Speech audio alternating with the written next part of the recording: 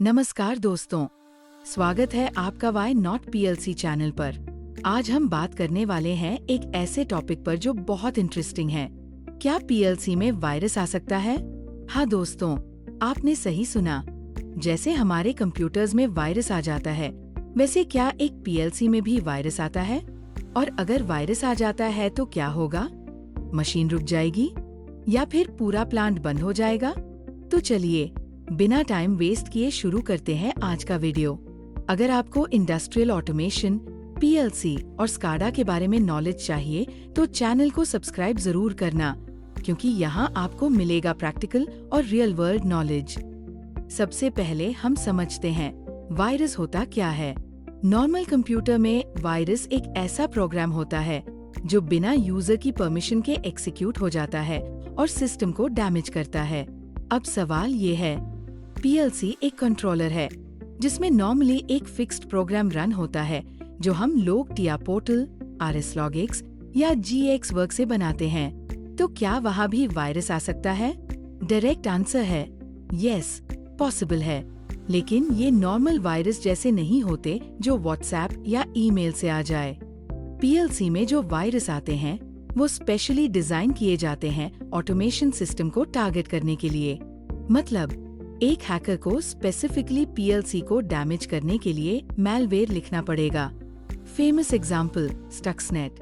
अब एक real life example लेते हैं, स्टक्सनेट वायरस। यह 2010 में दुनिया का सबसे बड़ा साइबर अटैक हुआ था, जिसमें सिमेंस के पीएलसीज को टारगेट किया गया। ये मैलवेयर यूएसबी के थ्रू एक लैपटॉप में गया, फिर वहां से प्रोग्रामिंग सॉफ्टवेयर में घुस गया, और जब इंजीनियर ने पीएलसी में प्रोग्राम डाउनलोड किया, वायरस उसके साथ चला गया। रिजल्ट? ईरान के न्यूक्लियर प्लांट में जो सेंट्रीफ्यूजेस चल रहे थे, उनका स्पीड पीएलसी के थ्रू कंट्रोल होता था। वायरस ने कोड को सीक्रेटली मॉडिफाई कर दिया और सेंट्रीफ्यूजेस एबनॉर्मल स्पीड से चलने लगे और फट गए। सबसे डेंजरस बात, स्काडा और HMI में ऑपरेटर को सब कुछ नॉर्मल दिख रहा था, मतलब मशीन टूट रही थी, लेकिन स्क्रीन पर सब ओके दिखा रहा था। ये सबसे बड़ा प्रूफ है कि हाँ, पीएलसी में वायरस आ सकता है और उसका इफेक्ट कैटास्ट्रोफिक हो सकता है। और ये एक ही एग्जाम्पल नहीं है। आज के टाइम में इंडस्ट्रियल साइबर अटैक्स और भी बढ़ गए हैं, जिसमें रैंसमवेयर और ट्रोजन्स भी यूज होते हैं।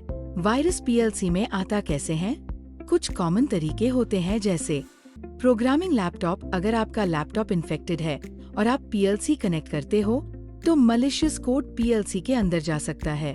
यूएसबी ड्राइव्स, जो लोग प्रोग्राम ट्रांसफर करते हैं यूएसबी से, उसमें मैलवेयर हो तो वो पीएलसी तक चला जाता है। Industrial network.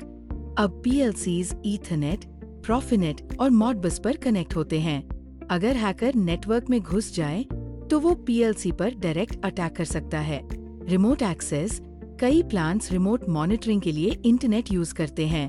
अगर सिक्योरिटी वीक हो तो हैकर्स बाहर से पीएलसी को हैक कर सकते हैं। मतलब वायरस आपको दिखाई नहीं देगा, लेकिन वो पीएलसी के अंदर साइलेंटली बैठकर आपके प्रोग्राम को मैनिपुलेट कर सकता है। वायरस आने पर होगा क्या? इम्पैक्ट बहुत बड़ा हो सकता है।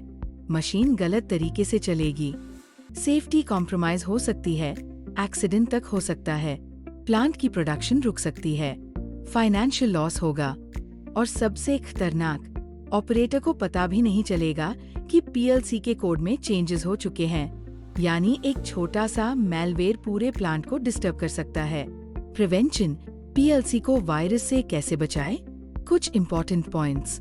हमेशा लाइसेंस्ड प्रोग्रामिंग सॉफ्टवेयर यूज करो। क्रैक्ड सॉफ्टवेयर में वायरस होने के चांसेस हाई होते हैं। लैपटॉप और पीसी में अपडेटेड एंटीवायरस रखो। अननोन यूएसबी या डिवाइसेस को पीएलसी नेटवर्क में कनेक्ट न करो। फायरवॉल और वीपीएन का यूज करो अगर रिमोट मॉनिटरिंग करना है। पीएलसी प्रोग्राम को पासवर्ड प्रोटेक्ट करो। रेगुलर बैकअप लो ताकि अगर वायरस आ जाए तो आपको क्लीन कॉपी मिले। ये सब सिंपल स्टेप्स फॉलो करके आप अपने ऑटोमेशन सिस्टम को सेफ रख सकते हो। कंक्लूजन। तो दोस्तों, अब आपको क्लियर हो गया होगा कि पीएलसी में वायरस आना पॉसिबल है, लेकिन वो टारगेटेड होता है। नॉर्मल कंप्यूटर के वायरस से पीएलसी अफेक्ट नहीं होता, लेकिन अगर कोई स्पेसिफिकली मैलवेयर बनाता है तो वो आपकी मशीन को प्लांट को डैमेज कर सकता है, इसलिए प्रिवेंशन बहुत जरूरी है। सिक्योर सॉफ्टवेयर, क्लीन डिवाइसेस और proper cyber security rules follow करो।